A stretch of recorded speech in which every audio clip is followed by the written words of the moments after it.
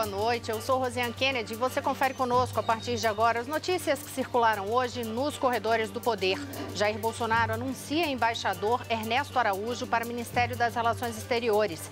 Cuba não aceita exigências do novo governo e deixa programa Mais Médicos. E o Ministério da Saúde vai lançar edital para repor vagas de médicos cubanos. Os detalhes você confere a partir de agora aqui, diretamente de Brasília, pela TV Brasil, pela Rádio Nacional e emissoras públicas de todo o país.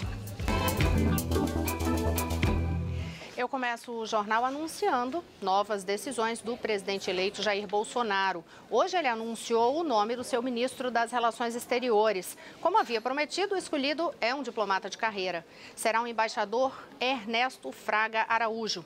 Ele é diplomata há 29 anos e é diretor do Departamento de Estados Unidos, Canadá e Assuntos Interamericanos do Itamaraty. Jair Bolsonaro anunciou a indicação por meio de sua conta no Twitter. Afirmou: a política externa brasileira deve ser parte do momento de regeneração que o Brasil vive hoje. Escreveu o ex-presidente eleito, classificando o diplomata como um brilhante intelectual. Na sequência, os dois, Bolsonaro e o embaixador, deram entrevista na sede do governo de transição aqui em Brasília, no CCBB. Desde a campanha, Bolsonaro já havia deixado muito claro que tinha o objetivo de dar uma nova projeção ao Itamaraty, sempre ressaltando ali que daria isenção à pasta para fazer acordos multilaterais focados no desenvolvimento do país e não com base em ideologias de afinidade com países de esquerda. Na entrevista, o embaixador Ernesto Araújo falou das principais linhas de trabalho que vai seguir. Garantir que esse momento extraordinário que o Brasil está vivendo com a eleição do presidente Bolsonaro se traduza dentro do Itamaraty em uma política efetiva, uma política em função do interesse nacional, uma política de um Brasil atuante, de um Brasil feliz, de um Brasil próspero. Sem preferência, damos relações excelentes com todos os parceiros, incrementar as parcerias em benefício, benefício de todos, do povo brasileiro, sobretudo, né? Com o anúncio, sobe para 8 os nomes confirmados para a equipe ministerial do governo eleito. Alguns escolhidos atuam diretamente no governo de transição. Nas declarações públicas, Bolsonaro avisou que pretende reduzir de 29 para de 15 a 17 o número de ministérios, extinguindo pastas e fundindo outras. Confira, então, os ministros indicados até o momento com Caroline Lasno. General Augusto Heleno Ribeiro Pereira é oficial da reserva e assumirá o Gabinete de Segurança Institucional, o GSI. É chamado de conselheiro pelo presidente eleito. O astronauta Marcos Pontes ficará à frente do Ministério da Ciência e Tecnologia. Onyx Lorenzoni, deputado federal do Democratas do Rio Grande do Sul, assumirá a Casa Civil. Por enquanto, atua como ministro extraordinário da transição. Paulo Guedes, economista que acompanhou Bolsonaro durante a campanha, ocupará o Ministério da Economia, que vai unir Fazenda, Planejamento e Indústria e Comércio. Sérgio Moro, juiz federal responsável pelos processos da Operação Lava Jato, assumirá o Ministério da Justiça, uma fusão com o Ministério da Segurança Pública e parte do Conselho de Controle de Atividades Financeiras, o COAF. Tereza Cristina, deputada federal pelo Democratas do Mato Grosso do Sul, é presidente da Frente Parlamentar da Agropecuária na Câmara e assumirá o Ministério da Agricultura. General Fernando Azevedo e Silva é assessor especial no gabinete da presidência do Supremo Tribunal Federal e vai comandar o Ministério da Defesa. E hoje tivemos a confirmação do embaixador Ernesto Araújo para o Ministério das Relações Exteriores. E olha, a indicação do nome do ministro das Relações Exteriores do governo Bolsonaro ocorre no mesmo dia em que um assunto internacional nas relações com o novo governo ganhou destaque no noticiário.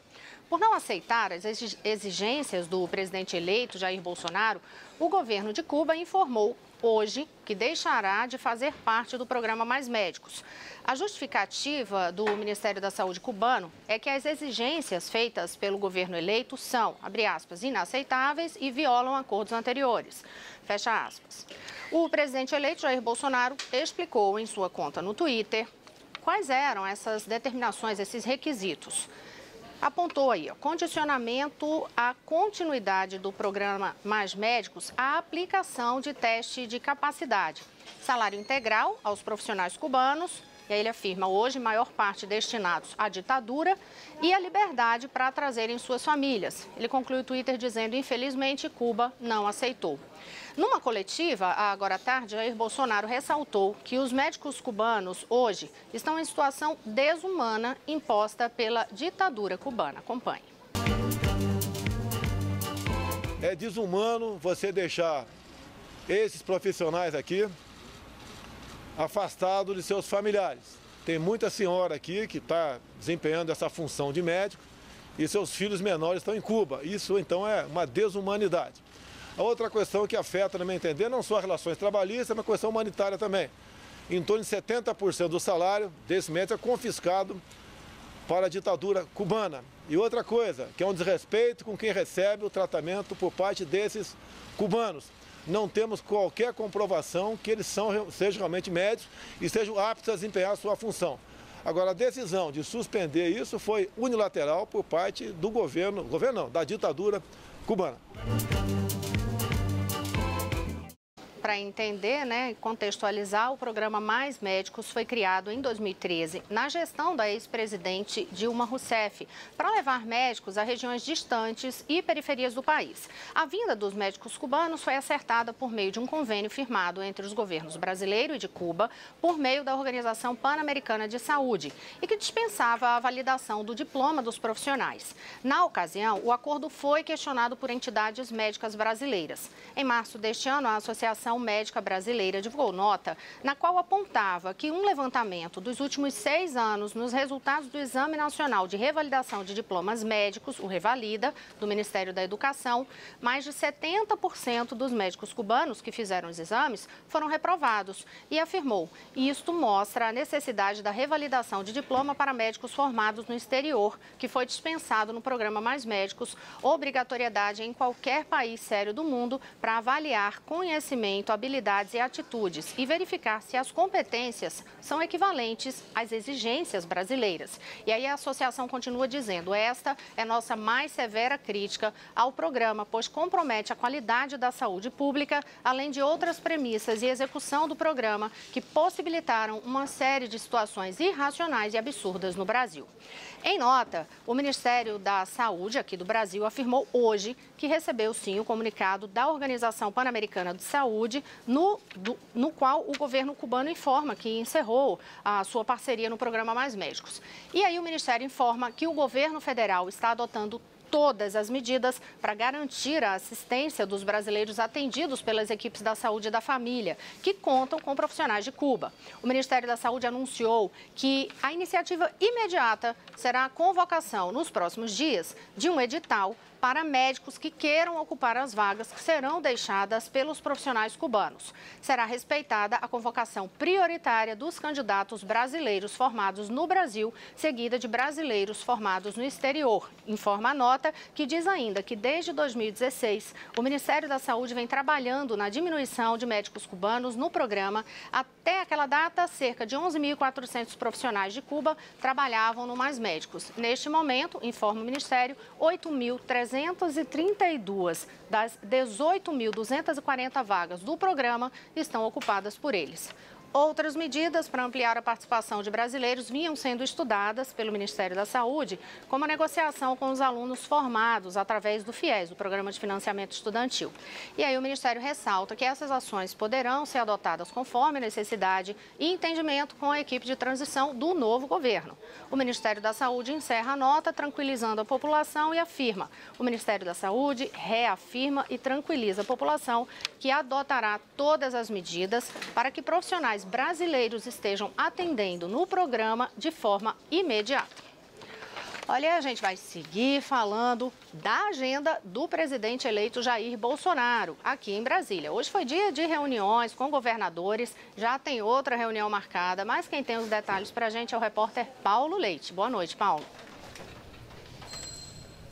Oi, Rosinha, boa noite para você, boa noite para todo mundo. Foi uma longa reunião hoje, mais ou menos 3 horas, pouco mais de 3 horas de reunião. Começou às 10 da manhã, terminou pouco depois de 1 da tarde. Contou com 20 dos 27 governadores eleitos ou reeleitos na eleição do mês passado. Os 7 que não vieram são todos da região Nordeste. O Nordeste foi representado aqui por 2 representantes, o vice-governador da Bahia e o governador de Piauí, que falaram, esses 2 falaram de forma geral pelos outros governadores do Nordeste. Os governadores elencaram uma série aí de reivindicações, passando por educação, segurança, meio ambiente e também falta de dinheiro. Um ponto importante é a renegociação. Os estados pedem a renegociação de dívidas que eles têm com a União e dizem também que a União tem dívida com eles, com os estados. Outro ponto muito falado foi a necessidade, na avaliação dos estados, de um novo pacto federativo. Eles querem mais recursos que vêm, portanto, de tributos. Na avaliação deles, boa parte dos tributos que a gente paga,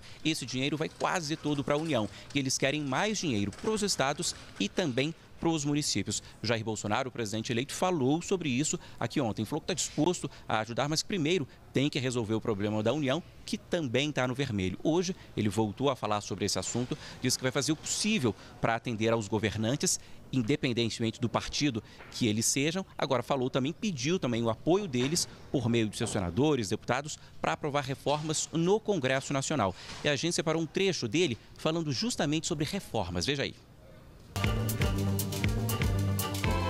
Nós queremos que todos se tornem responsáveis pelo futuro da nossa nação. As reformas passam pela Câmara e passam pelo Senado. São as mais importantes. Algumas medidas são um pouco amargas, mas nós não podemos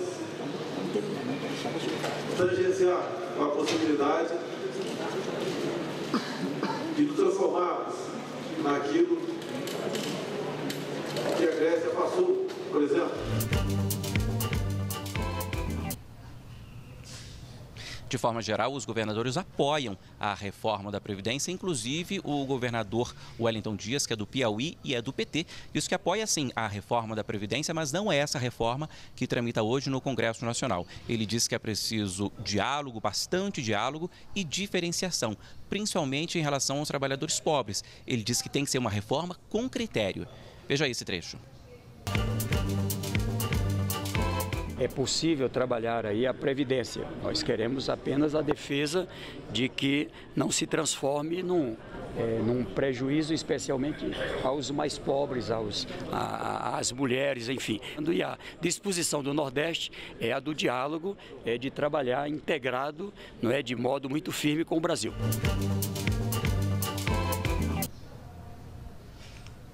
Também passaram pelo encontro os presidentes da Câmara, deputado Rodrigo Maia, e do Senado, o senador Eunício Oliveira.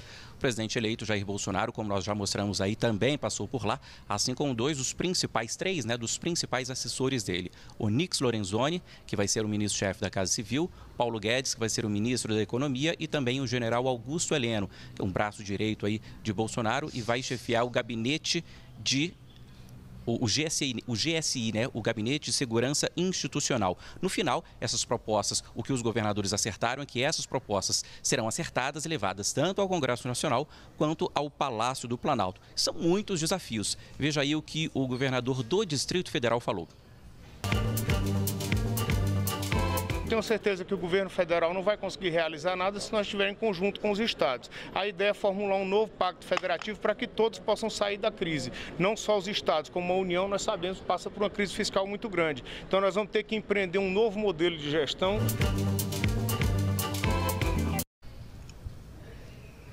Esse foi o primeiro fórum depois das eleições deste ano, Fórum de governadores. Repetindo, ele contou com 20 dos 27 governadores eleitos ou reeleitos agora nessa eleição. E o segundo fórum já está marcado, vai ser aqui mesmo, em Brasília, também aqui em Brasília, no dia 12 do mês que vem. Rosinha, com você. Obrigada, Paulo. O presidente eleito Jair Bolsonaro deixou Brasília no final da tarde, depois de cumprir uma agenda intensa e extensa. Logo pela manhã, ele participou do café da manhã com o presidente da Câmara dos Deputados, Rodrigo Maia, do DEM do Rio de Janeiro. Maia, a gente lembra que se articula aí para disputar a reeleição, para comandar a casa, a Câmara, no próximo ano, na próxima legislatura, e conduz uma série de votações ainda neste ano. O presidente eleito também recebeu embaixadores delegações dos Emirados Árabes Unidos, Reino Unido, França e Chile. Já o ministro extraordinário da Transição, Onyx Lorenzoni, em entrevista a uma rádio, confirmou a criação do Ministério da Cidadania. A nova pasta vai ficar com as áreas de desenvolvimento social, direitos humanos e políticas de combate às drogas. Em entrevista à TV Record, nesta quarta-feira, Bolsonaro informou, aí eu vou retomar o assunto lá, que era essa reunião de logo cedo que ele teve no café da manhã com o Rodrigo Maia, só para lembrar aqui que teve uma observação, apesar dele não ter feito a entrevista logo após sobre a reunião com Maia, mas ele tinha dado uma entrevista para a TV Record e ele disse que avisaria a Maia que há outros candidatos à vaga de presidente e que pediria também ao presidente da Câmara que faça um esforço para aprovar a medida provisória que prevê a destinação de recursos de loterias federais para a segurança pública. Agora, por falar ainda em articulação, o governo eleito está preocupado mesmo com essa pauta bomba no Congresso Nacional. Pauta que gera custo, vai no bolso, porque vai no bolso de nós, cidadãos brasileiros, porque os impostos que a gente paga que vai aí para pagar a conta. Vanessa Leda, editora da TV Brasil, está aqui ao meu lado. O que é que você nos conta? Oi, Rosiane. Boa noite. Boa noite. Boa noite a todos. Em articulação com o Congresso, o deputado federal Eduardo Bolsonaro, que se encontrou com o futuro ministro da Economia, Paulo Guedes, disse que a equipe de transição quer evitar a aprovação no Congresso das chamadas pautas bombas. Segundo ele, a bancada do PSL e de outros partidos dispostos a dialogar vão tentar não aprovar projetos que podem gerar mais gastos aí a partir do ano que vem. Eduardo Bolsonaro citou como exemplo o polêmico projeto de reajuste dos salários do judiciário. O deputado disse que o papel do futuro governo é equilibrar as contas e não gerar mais gastos. Rosiane.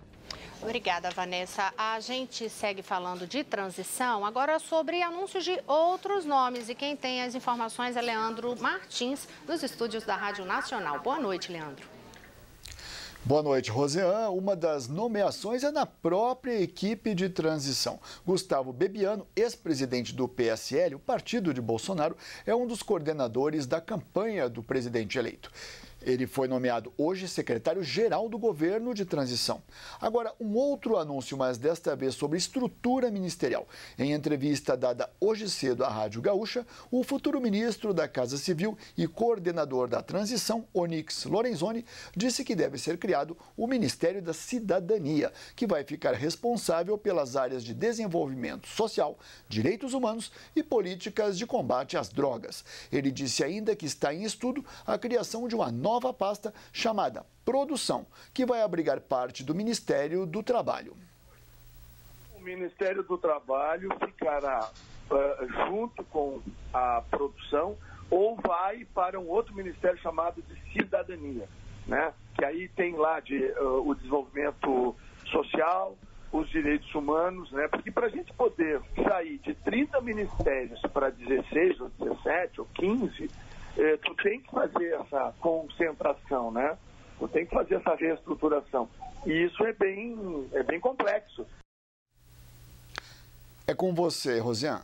Obrigada, Leandro. E por falar no ministro extraordinário da Transição, Onyx Lorenzoni, ele negou hoje as acusações de que teria recebido um segundo Caixa 2 da JBS. Então, eu volto a conversar com Vanessa Leda, editora da TV Brasil. Vanessa, Onyx confirmou apenas um Caixa 2, é isso? É, isso, Rosiane. O futuro ministro da Casa Civil já havia assumido desde antes da campanha eleitoral que recebeu um repasse da JBS em 2014, mas negou que tenha sido beneficiado 2 anos antes. Hoje, depois de um café da manhã com o presidente eleito, Onyx disse que já admitiu o erro publicamente, que a informação veiculada pelo jornal Folha de São Paulo é falsa e que a intenção é desestabilizar o governo e tentar um terceiro mandato. Se requenta uma informação do ano passado, dada por alguém que eu não sei quem é, se passo na rua, não sei quem é, não conheço, nunca vi. No episódio de 2014, eu reconheci e fiz o que uma pessoa que carrega a verdade consigo tem que fazer. Nada temo. Não é a primeira vez que o sistema tenta me envolver com a corrupção. Alto lá! Eu sou um combatente contra a corrupção e essa é a história da minha vida.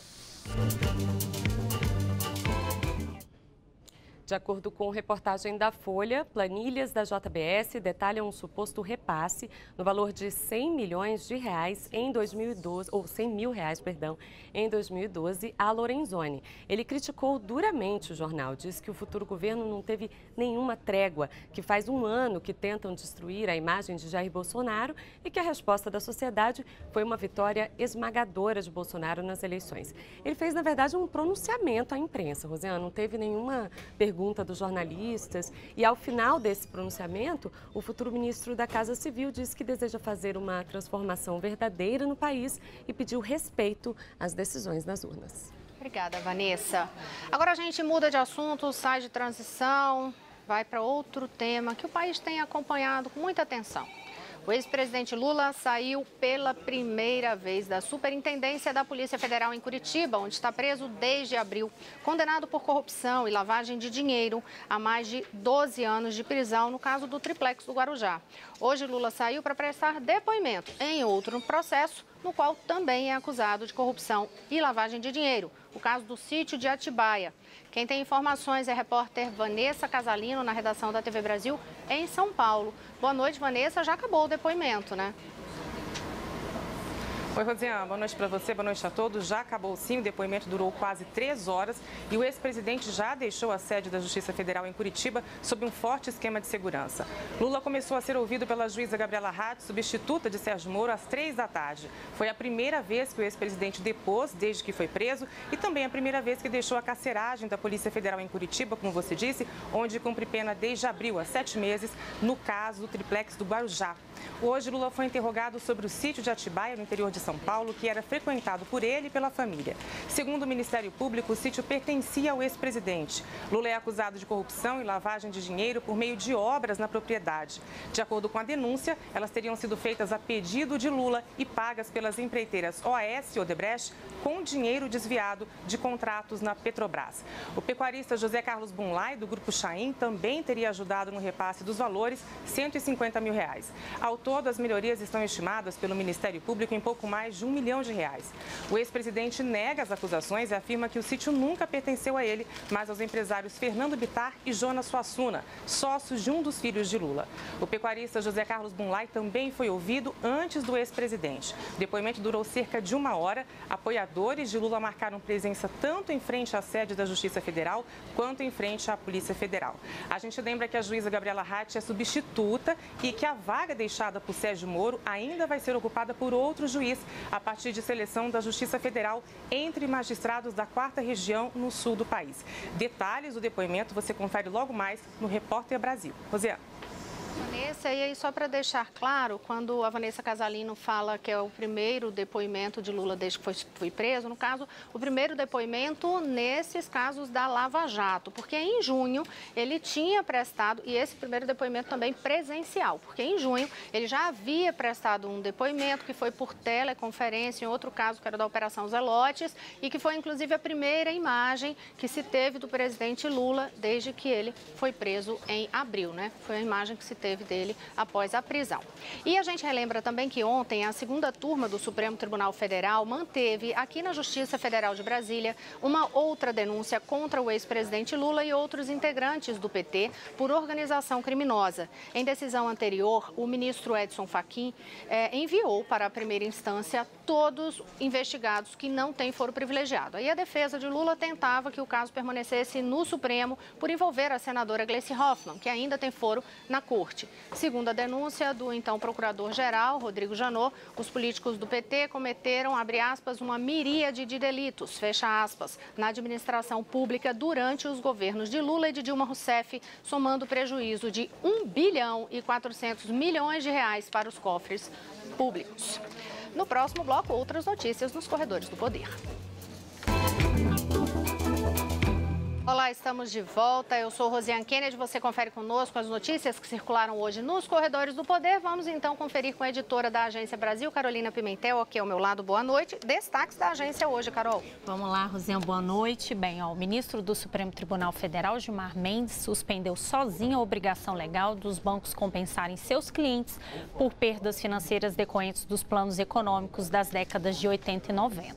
A decisão monocrática, que é do dia 31 de outubro, suspende até fevereiro de 2020 o pagamento dos valores que já foram arbitrados pela Justiça em processos de ações individuais que já foram julgados e nos quais não caberia mais recurso.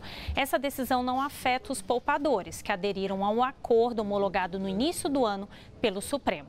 Procurado pela Agência Brasil, o Banco do Brasil informou que a suspensão dos processos está prevista na cláusula 8ª do acordo que a FEBRABAN assinou com as entidades que representam os consumidores. E o Ministério Público Federal vai acompanhar casos de assédio moral contra professores. De acordo com o MPF, as Procuradorias Regionais de Direitos do Cidadão em todo o país devem acompanhar denúncias de assédio a docentes para adotar as medidas cabíveis. Até agora, pelo menos 24 instituições de educação básica e de ensino superior receberam a recomendação do Ministério Público Federal para garantir os princípios constitucionais da liberdade de aprender, ensinar, pesquisar e divulgar o pensamento, a arte e o saber, como está previsto na Constituição. O MPF pede que as instituições adotem medidas para evitar o assédio moral de professores, servidores e estudantes. Obrigada, Carolina. E uma última informação, a Polícia Federal contabiliza 623 presos e 122 adolescentes apreendidos na Operação Anjos da Lei, que visa o combate ao tráfico de drogas nas proximidades de escolas de todo o país. Desse total, 18 presos eram foragidos e outras 279 prisões foram em flagrante. De acordo com a PF, aí tem também 394 armas de fogo e mais de 770 quilos de drogas de diversas drogas aí que já foram apreendidas. Tem detalhes na Agência Brasil. Entra lá, agenciabrasil.abc.com.br. Boa noite, bom feriado a todos. Na sexta a gente está de volta.